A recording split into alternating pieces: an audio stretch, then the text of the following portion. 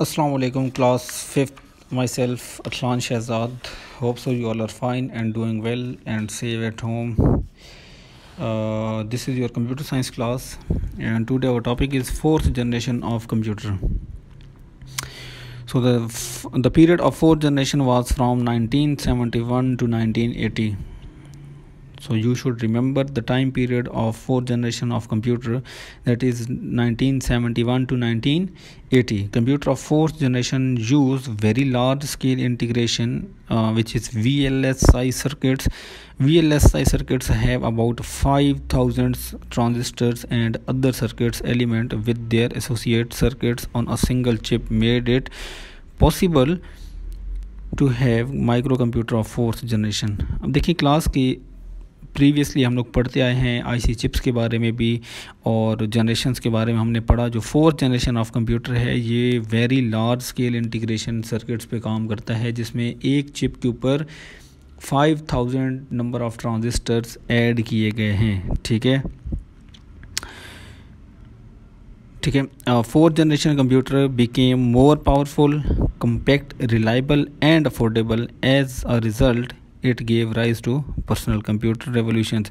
अब देखें, जब आईसी चिप्स की बात होती है उसके ऊपर जब इतने ज़्यादा नंबर ऑफ़ ट्रांजिस्टर्स ऐड किए गए हैं तो एक तो कंप्यूटर का साइज़ बहुत स्मॉल हो चुका था, ठीक है, बहुत कम्पैक्ट हो चुका।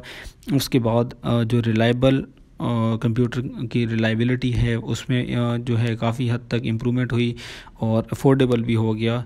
मीनवाइल कि ये लेस एक्सपेंसिव था बाकी जो हम लोगों ने लास्ट टाइम पे जो जनरेशन्स पढ़ी हैं उनसे। ठीक है। In this generation, time sharing, real time networks, distributed operating system were used. अब देखिए क्लास, टाइम शेयरिंग और रियल टाइम मीन कि हम एक टाइम पे बहुत सारी एप्लीकेशंस को रन कर सकते हैं। ठीक है। अब भी अगर आप अपने घर में जो आपके कंप्यूटर पड़े हैं, जो लैपटॉप्स मौजूद हैं, उनमें देखें कि एक ही वक्त में आप डिफरेंट एप्लीकेशंस को ओपन कर सकते हैं, रन कर सकते हैं। ठीक है। And real time networks mean कि क्विक एक्सेस आपको मिलती है, जो काम भी आप करते हैं वो उसी वक्त उसको आपको रिस्पांस मिलता है। इसको कहा जाता है रियल टाइम। ठीक है। Everything a computer does is described bye lots of precise instructions, and microprocessors carry out these instructions at incredible speed, many millions of times a second. Microprocessor is an electronic component that is used by computer to do its work. अब देखिए जी, microprocessor आपके पास एक जो chip मौजूद है उसके ऊपर जो प्रोसेसिंग स्पीड है वो बहुत ज़्यादा प्रोसेसिंग स्पीड होती है। ठीक है। वो आपका बहुत ज़्यादा नंबर ऑफ़ इंस्ट्रक्शंस जो हैं वो विद इन अ सेकेंड वो उनको कंपाइल भी करती है, वो प्रोसेस भी होती हैं और आपको रिज़ल्ट प्रोड्यूस करके वापस भी मिल जाते हैं। ठीक है। Microprocessor is an electronic component that is used by computer to do its work. तो माइक्रो प्रोसेसर क्या है? ये आपके पास इलेक्ट्रॉनिक कंपोनेंट है जो कि कंप्यूटर यूज़ करता है अपने काम करने के लिए। The main feature of fourth generation और that it was very cheap, very small in size and required pipeline processing. No AC were required. अब देखें क्या है क्लास की जो मेन फीचर हैं फोर्थ जनरेशन के, वो क्या है कि कंप्यूटर एक तो बहुत छोटा हो चुका, ठीक है, उसके बाद सस्ता भी है, चीपर एंड मोर रिलायबल हो चुका है। ठीक है। और इसको एसी की भी ज़रूरत नहीं है क्योंकि ये इतनी ज़्यादा हीट प्रोड्यूस नहीं करते। The concept of internet was introduced and great development in the field of network were achieved. और इस जनरेशन में इंटरनेट कनेक्शंस को भी ऐड किया गया था। इंटरनेट कनेक्शंस इस जनरेशन में साथ ऐड हो गए थे जो कि बहुत ज़्यादा इम्प्रूवमेंट आई थी नेटवर्किंग की फील्ड में भी। ठीक है क्लास, तो फिफ्थ जनरेशन भी देख लेते हैं। आज आपका ये लास्ट है, तो फिफ्थ जनरेशन के बाद फिर आपका ये जो चैप्टर है ये एंड हो जाएगा और नेक्स्ट क्लास में हम इंशाल्लाह एक्सरसाइज करेंगे। ठीक है। Fifth generation, the period of fifth generation is 1980 till date. In the fifth generation VLSI technology became ULSI। Class ये 1980 से स्टार्ट हुए थे फिफ्थ जनरेशन और अभी तक आगे चलते आए हैं। ठीक है। उसी में इम्प्रूवमेंट हो रही है, आगे मज़ीद फर्दर भी जनरेशन चल रही हैं। ये VLSI से कन्वर्ट होके ULSI में हो गया, जो कि ultra large scale integration. Mean while के जो 4th जनरेशन में यूज़ हुआ था उससे भी ज़्यादा ग्रेटर जो नंबर ऑफ़ ट्रांजिस्टर्स हैं वो IC चिप के ऊपर लग चुके हैं, ठीक है। Resulting in the production of microprocessors chip have 10 million electronic components. This generation is based on parallel processing hardware and AI, जिसको हम कहते हैं आर्टिफिशियल इंटेलिजेंस। अब देखें क्लास के एक चिप के ऊपर मिलियंस ऑफ जो हैं वो ट्रांजिस्टर्स वो ऐड कर दिए जा चुके थे इस जनरेशन में, ठीक है। और पैरेलल प्रोसेसिंग मीन के साथ साथ बहुत ज़्यादा मतलब एक वक्त पे आप बहुत ज़्यादा प्रोग्राम्स को रन कर सकते थे, उन पे काम कर सकते थे, ठीक है। और आर्टिफिशियल इंटेलिजेंस मीन कि इसमें कंप्यूटर्स आपको डिफरेंट सिनेरियोज़ यूज़ करके डिफरेंट रिज़ल्ट्स प्रोड्यूस करके दे देता था, ठीक है। Artificial intelligence is an emerging branch in computer science which interpret the mean and method of making computers think like human being।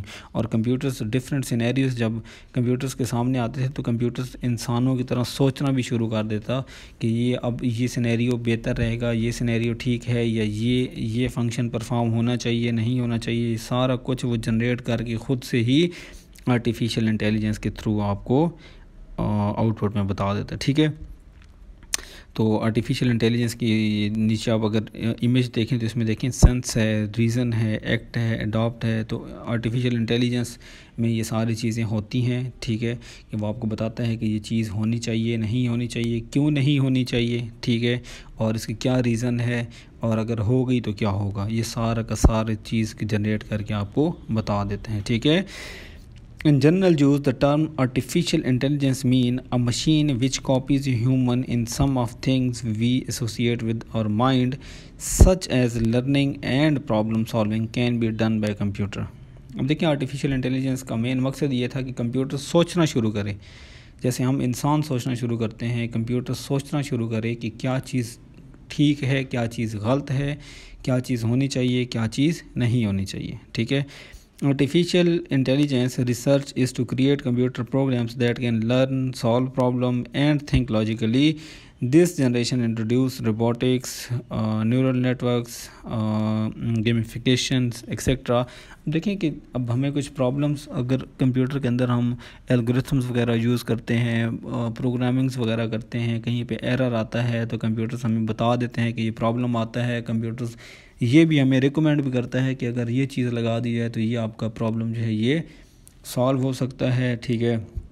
Robots देख लें, आजकल जो रोबोट्स बन रहे हैं वो कितने जो हैं वो सेंसर्स उनके अंदर लगे हुए होते हैं, वो ख़ुद चीज़ों को डिटेक्ट करते हैं और उनकी डिटेक्शन के हिसाब से ही वो ख़ुद को मैनेज करते हैं, ठीक है। The main features of 5th generation are ULSI technology, which led to development of true artificial intelligence. This generation had development of natural language processing and advancement in parallel processing as well as evolutions of superconductor। देखिए class के ULSI एक तो use किया गया था इसमें, जो कि मैं अभी मेंशन कर चुका हूँ आपको, प्लस नेचुरल लैंग्वेज पे काम किया गया। नेचुरल लैंग्वेज मीन कि जो हमारी लैंग्वेज है, जो कि हम इंग्लिश ओरिएंटेड लैंग्वेज जिसको कहते हैं, कि हमारे पास जिसको हम कंप्यूटर को अपनी आसानी के लिए हमें जो चीज़ समझ आती है वो हम कमांड देते हैं तो कंप्यूटर ऑटोमेटिकली उसको कन्वर्ट करके बाइनरी लैंग्वेज में कन्वर्ट कर देता है। और पैरेलल प्रोसेसिंग जो कि है वो बड़े बड़े सॉफ्ट जो कंप्यूटर्स होते हैं जिसका भी नाम लिया गया है, जहाँ पे एवोल्यूशन ऑफ सुपर कंडक्टर जो है सुपर कंप्यूटर होते हैं, जहाँ पे जिनमें नंबर ऑफ़ ऑपरेटिंग सिस्टम्स हैं वो ज़्यादा इंस्टॉल होते हैं, तो वो हैवी प्रोसेसिंग के लिए जो कि यूज़ किए जाते हैं। More user friendly interface with multimedia features and availability of very powerful and compact computer at cheaper rates were the winning point of this generation computer.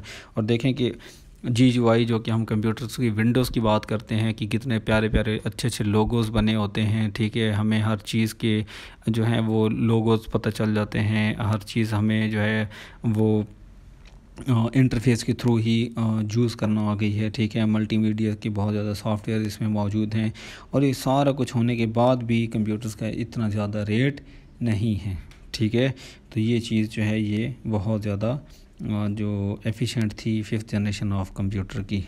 ठीक है क्लास, तो आपका आज का ये टॉपिक जो ख़त्म हो गया है, ठीक है, आपका ये चैप्टर नंबर 1 एंड हो चुका है। इंशाल्लाह नेक्स्ट क्लास में मैं आपको एक्सरसाइज की पिक्चर्स भी शेयर कर दूंगा जो कि आपने नोटबुक पे लिख लेनी है। ठीक है, अब तब तक ख्याल रखिएगा। अल्लाह हाफिज़।